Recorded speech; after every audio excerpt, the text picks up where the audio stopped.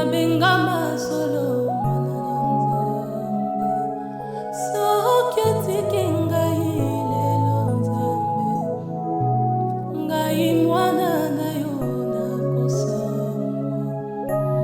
Na fami naza na moto te Yesu, depute to pe ministre te, président to pe avocat te, moto akolobelanga aza te.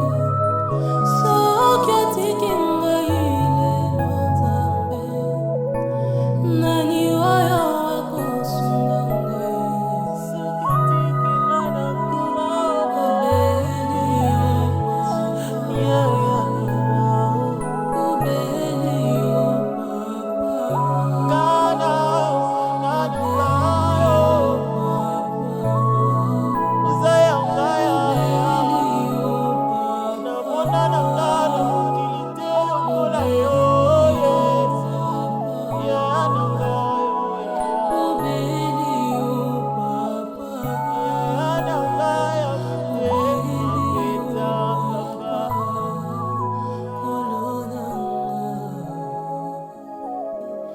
epai na yo kolo Yesu, lobiko na ngai